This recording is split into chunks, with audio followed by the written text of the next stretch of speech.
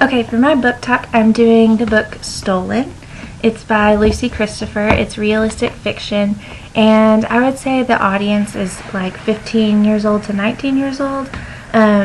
Probably not any younger than that, but maybe a little bit older. And the main character is Gemma. She is a 16-year-old, and she writes the book as a letter. And it's actually, the full name of the book is called Stolen, A Letter to My Captor. And the cover is just black, but then in the inside is the snake, and then the next page is kind of like that. And so it's called Stolen, A Letter to My Captor.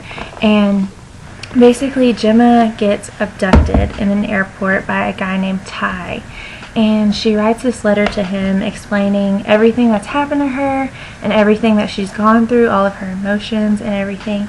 So the book starts off, the first line is, "You saw me before I saw you. In the airport that day in August, you had that look in your eyes as though you'd wanted something from me, as though you'd wanted it for a long time. No one had ever looked at me like that before, with that kind of intensity." And so she sees this guy in the airport staring at her, and she even talks about his eyes. She says, "I always thought I could trust blue eyes. I thought they were safe somehow. All of the good guys have blue eyes. The dark eyes are for the villains. The Grim Reaper, the Joker, the zombies, all dark." So the very first page really intrigued me as a reader, and I really got into it just from the very beginning. And so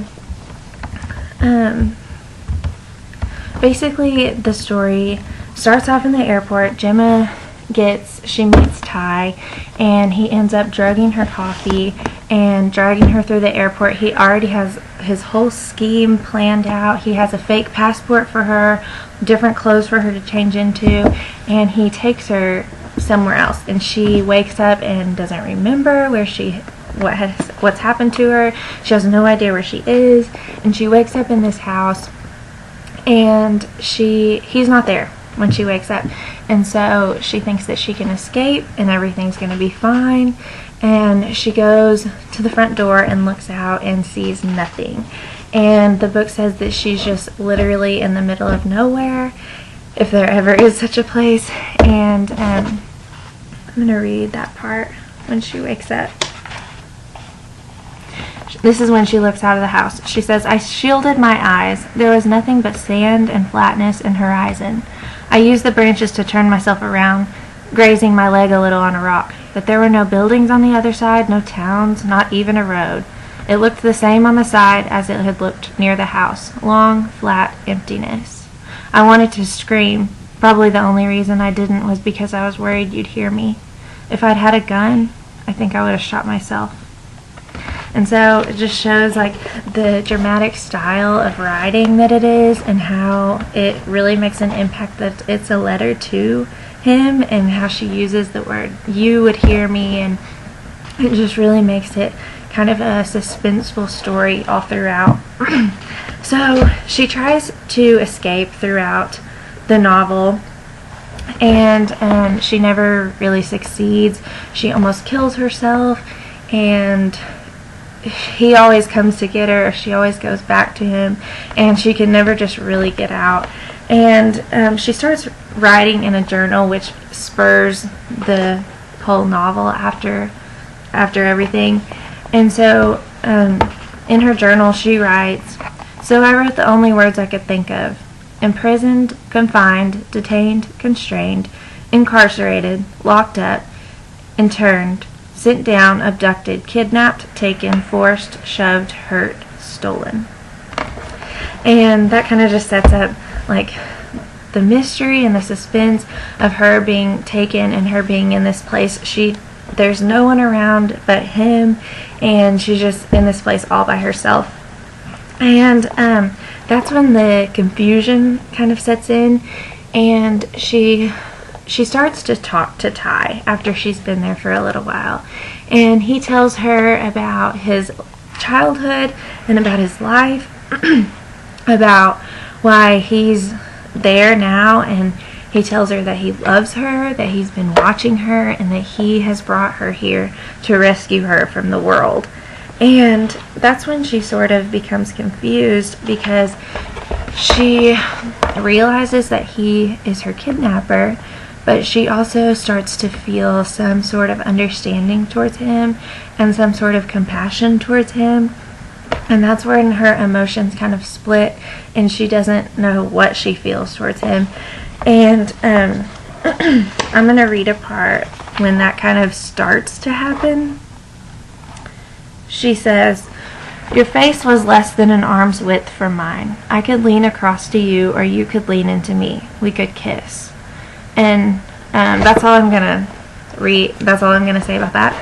But so she just starts to feel a little differently towards him. And later in the book, it kind of develops the idea of Stockholm Syndrome, which is when a victim becomes attached to their abuser. And I wrote about how I, as a reader, even started feeling sort of a Stockholm Syndrome type feeling towards Ty. And I attribute that to just really great writing and really great characterization, because as a reader, I'm looking into the story, not even involved at all, and I still was able to feel some of the emotions that Gemma felt. And so it's just a really well-written story. This book is a 2011 Prince Honor Book, so it's been recognized for that. A lot of critics have said that while it's a really intriguing book and it's a great book, it's not a happy book or necessarily a satisfying book. And I would agree with that. If you're looking to read something that's really uplifting and happy and you're going to feel great afterwards, then this is not necessarily a book that's going to be like that. But it is a book that will really stay with you, and I really like it. I really like kind of crime novels and mystery novels, and I'm even writing about crime novels for my research paper, and I'm writing about how there's just a lot of ambiguity in crime novels, and the reader really has to decide for themselves what they think about the whole situation, and they're really able to kind of put themselves into a situation that they necessarily wouldn't ever be in. And so I think that they're just really interesting, and looking at the different psychological aspects of crime novels, like the Stockholm Syndrome and this one, I just thought was really interesting. And I read it I guess almost a month ago, and I've still been thinking about it. I really, really like it. I would recommend it to anybody. Like I said, it's not a feel-good book, but it's a really good book. It's really well written, and it's just really great. So, anyway, that's Stolen and by Lucy Christopher, so y'all should check it out.